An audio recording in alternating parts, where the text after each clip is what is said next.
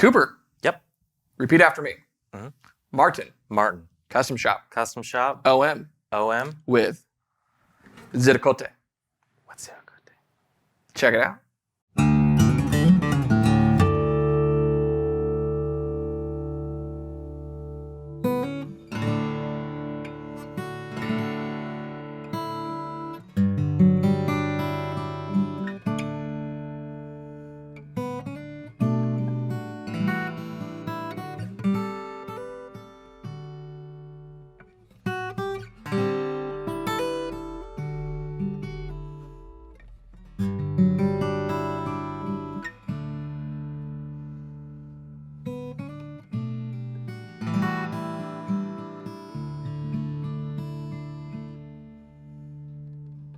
Hey, you're watching Alamo Music TV. My name is Chris McKee. And I'm Cooper Greenberg. We're here with Alamo Music Center in San Antonio, Texas. You can find us online at alamomusic.com. If you're new to our channel, please make sure to subscribe, turn on notifications, and like our videos. If you'd like to support the channel, visit our Teespring store linked below for custom designed t-shirts. Cooper. Yep. This is a Martin Custom Shop OM with Ziricote Beckett sides. I heard somebody say that earlier. So Ziricote, we've actually seen that on some other guitars this year. This is the first, I think, high-end acoustic guitar we've seen with it. And it's absolutely one of my favorite tonewoods. Yeah, I mean, I'd love to hear. So I've really seen it this year on the Acoustasonic, but it's a way different application here, and it's pretty beautiful. It's very beautiful, and probably actually one of the most stunning grains of any wood. I've always felt that it was in some ways very reminiscent of really good Brazilian rosewood. You'd have like kind of this black spider webbing going on, but it almost has like a 3D look to it. Like there's layers of wood. It looks like it's really interesting. The sides too that I'm looking at right now. Yeah. It's as a woodworker, you should build something with some Ziricote sometime. If I could ever get my hands on it, you know that there's some websites. I'll send you links. My grandma would get a great cutting board for for her birthday. Yeah, very cool. It definitely has like this. It looks like stacks of wood, like layers of like raw end pieces of wood stacked up next to each other. And this guitar is absolutely just stunning. I mean, the back and sides are beautiful to look at, but the reason that I love this as a tone wood is the sound that you get. To me, it really is reminiscent, again, not just visually, but the tone of like really good Brazilian rosewood. There's something to do with like Cocobolo, Macassar ebony, Madagascar rosewood, Brazilian rosewood. There's a lot of similarities between these woods to my ear. And you know, you've seen my custom Taylor that I had built years ago. It's Macassar ebony back and sides. I actually wanted, when I went in, to get Ziricote, and they didn't have any. You know, it's not usually that available. Yeah. My understanding is it comes from very southern Mexico and Central America, so it's kind of a one of those rainforest trees like so many of those other good tone woods are. And the way Martin has built this guitar with it, really choice. So we'll go over some of the specs. Okay, so it's a triple O/OM body, but in this case it's an OM. And we talked about that. What makes this an OM versus a triple O? Slightly longer scale length. That's right. It's got the 25.5 inch, I think, scale length versus the 24.5 inch scale length or 25 inch scale length. So that's what makes this an OM versus a triple O, but basically the same body shape, one of the small body guitars from Martin. This has a lot of the specs we would kind of see from like a golden era Martin. So the top is VTS Sitka Spruce. Now VTS is their kind of vintage tone system, but it's torrefaction. Okay, yeah. And we're familiar with that. So it's basically heat treating the wood to age it. And it's interesting. Did I ever tell you what they told us at the Martin factory about what happens when they do this? So a builder traditionally would, when they were building the top of a guitar, they would kind of grade it. And they're looking at things like the straightness of the grain, right? The tightness of the grain, how much spacing there is, if there's a run out, so if the grain isn't running parallel with the way that the tree's cut. All of these things, but one of the things they would do is a technique called candling. And way back when, if you think back to Martin up in Pennsylvania, freezing snow outside, and they're in this like kind of makeshift factory way back when, they actually did hold it up to a candle. Wow. And the reason was to see imperfections that the naked eye can't see on the surface of the wood. right? Okay. Now they would use kind of a drafting table, right? Really bright light, you're putting it up there. When you take a piece of spruce that's really old and you put it up to a drafting table, and Martin's been able to do this with guitars that have come in through their repair shop and through their museum, and you go to candle it, you can't see through it. It's now opaque. So one of these things that happens through age is that things in the wood, some volatiles evaporate, others crystallize, and it makes the guitar stiffer and lighter at the same time. That's the benefit of age. Torrefaction does the same thing, and so what they've noticed is that when they torrefy these tops and they do the candling effect, it looks like an 80-year-old guitar top. Wow. In other words, it's opaque instead of transparent at that point. It's very cool. It's very cool, yeah. So it definitely speaks to the technique and how it's working. This has, interestingly enough, the long saddle. I noticed that. Ebony fingerboard bridge, mahogany neck. The bracing inside is more golden era stuff, so it's 1/4 inch golden era scalloped X bracing, okay? And it's Adirondack bracing. So Addy bracing, if you're not familiar, we've talked about this before, is kind of gives a snappy, springy effect to the top of the guitar. My custom Taylor has Addy bracing. We've spec'd out custom Martin guitars in the past, and that's usually a box that I will check because it makes a tremendous difference. If you can go with an Adirondack top, but a really great result is to do VTS Sitka Spruce and Addy bracing. It's just a great combination. And everything else is kind of going along with those specs. It's got wood binding. Love that herringbone on there. Herringbone on the rosette, herringbone on the purfling. It's pale maple binding on it, and I love wood bindings. I tend to prefer those to anything else. You've got your rosewood binding up on the neck, which I like. I think rather than following with the white binding, I just tend to prefer the darker color up here. And a beautiful Ziricote on the headstock headplate as well and you were asking me about this earlier, the old script logo. It just looks very slightly different. It's almost like Fender with a spaghetti logo or something like that, but it's that, like you said, that golden...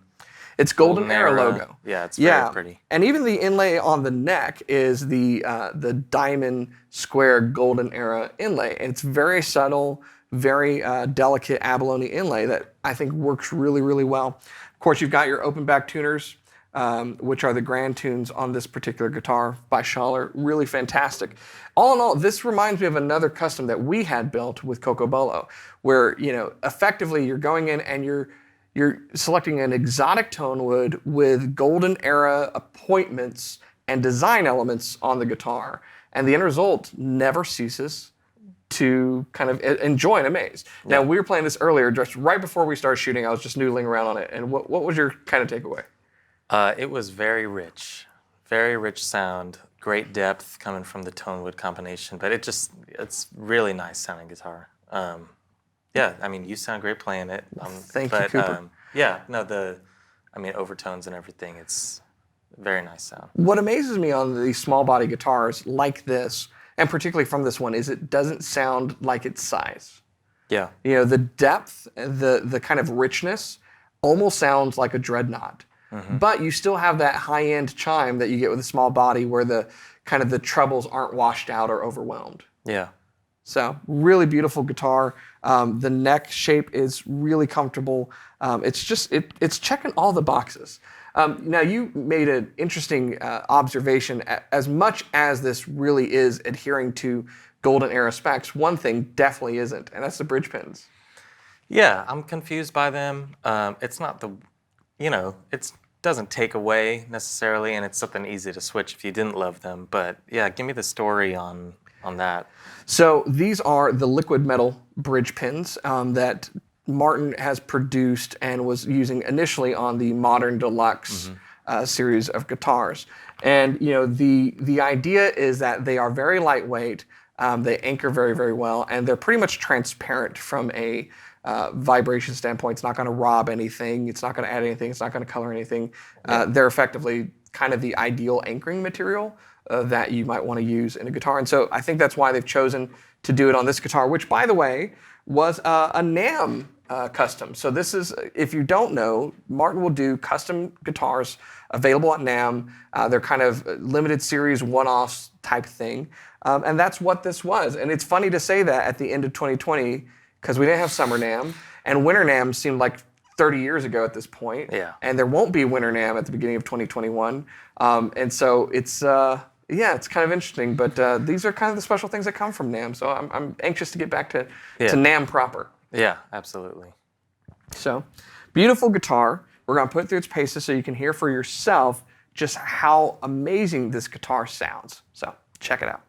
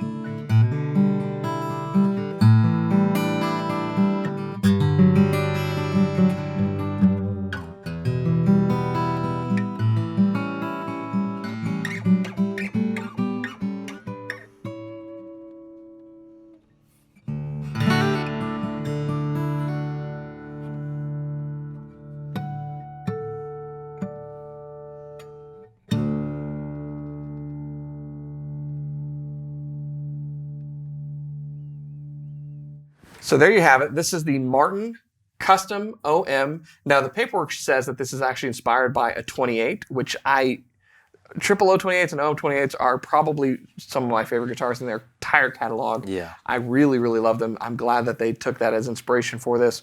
And so you can kind of think of it along those lines as a custom Ziricote golden era OM28, effectively. Yeah. With all of the right specs, all of the right changes.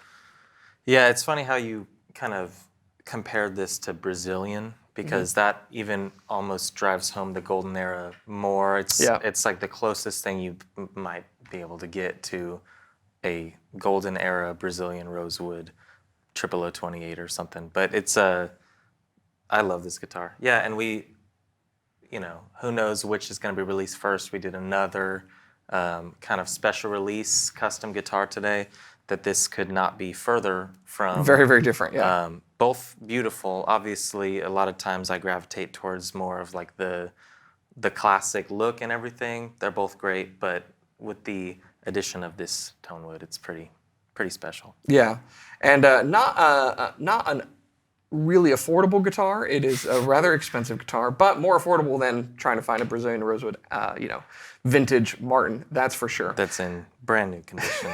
Yeah. If you'd like more information about this guitar, go to our website. It's alamomusic.com.